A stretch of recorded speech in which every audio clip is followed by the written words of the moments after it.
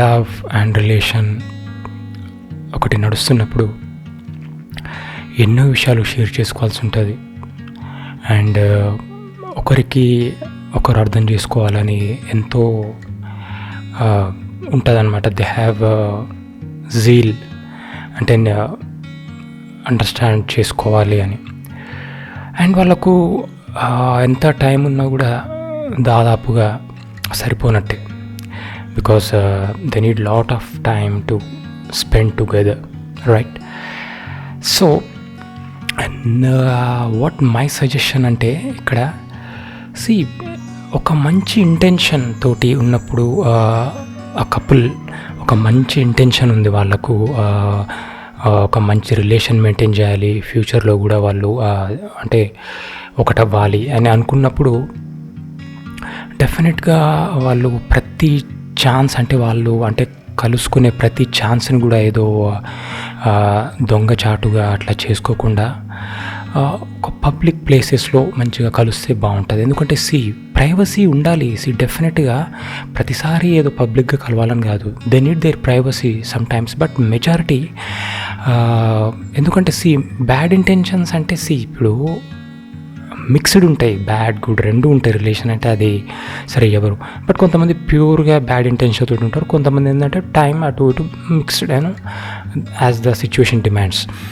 అయితే ఇక్కడ ఏంటంటే గుడ్ ఇంటెన్షన్ ఉన్న వాళ్ళు ఏంటంటే దానివల్ల మంచి పబ్లిక్ ప్లేసెస్లో కూర్చొని మాట్లాడుకోవడం అట్లాంటి వాళ్ళు ఏమవుతుందంటే వాళ్ళు తక్కువ నోటీస్ అవుతారనమాట. నోటీస్ అంటే పబ్లిక్లో కాదు, ఫ్రెండ్స్గా మాట్లాడుకోవచ్చు. బట్ ఇప్పుడు ఈ క్రైమ్స్ ఉంటాయి చూడండి, ఇప్పుడు మనం ఏదో పార్క్లో పోతాం, గోడ చాటుకు ఏదో మాట్లాడతాం, ఏదో సంథింగ్, అప్పుడు ఏమవుతుంది ఆ గోడ అవతల ఇంకోడు ఉంటాడు, లేకపోతే దూరంగా ఉన్న వాళ్ళు కూడా చూసి దే ఆర్ డూయింగ్ సంథింగ్ అని చెప్పేసి వాళ్ళకు కూడా వాళ్ళే చేస్తున్నప్పుడు మనం ఎందుకు చేయొద్దు, పోయి వాళ్ళ మీద అది ఇది అని చెప్పేసి థాట్ వచ్చేస్తుంది మైండ్లో. ఆ థియేటర్కి వెళ్ళినప్పుడు కూడా కార్నర్ సీట్స్లో ఒకటే కూర్చొని అది ఇది చేస్తున్నాం అనుకోండి, పక్కోడికి ఆటోమేటిక్గా ఒక ఇల్ ఇంటెన్షన్ అనేది ఈవిల్ ఇంటెన్షన్ అనేది వచ్చేస్తుంది. అంటే వీళ్ళు అదే టైప్, అంటే వీళ్ళు మనం కూడా ఛాన్స్ తీసుకోవచ్చు కదా అనే థాట్ తోటి ఇన్సిడెంట్స్ అట్లాంటివి జరుగుతుంటాయి. బైక్స్ మీద అట్లా వెళ్ళినప్పుడు కూడా ఎక్కడైనా దూరం ప్లేస్లో ఎక్కడో చెట్టు కింద ఇట్లా మామూలుగా పేపర్స్లో అక్కడ చదువుతుంటాం కదా.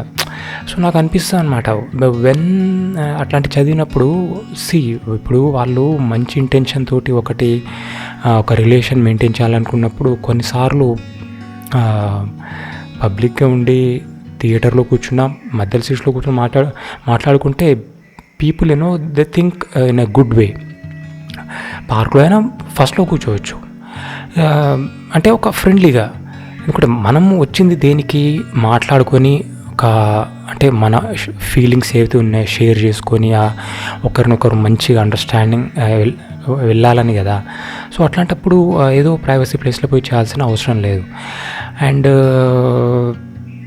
ఇంకా కొన్ని చోట్ల పోయినా కూడా అంతే. అంటే టైంకి గుర్తు రావట్లేదు, but where ever you go and డెఫినెట్గా కొద్దిగా అయితే ఇక్కడ ఏంటంటే ఇప్పుడు ఇట్లాంటివి ఎక్కడైనా పోయినప్పుడు మనము ఏదైనా వేరే వాళ్ళు వచ్చి మనం అటాక్ చేయడం ఇట్లాంటి కామన్ జరిగే ఛాన్సెస్ చాలా ఉంటాయి డెఫినెట్గా.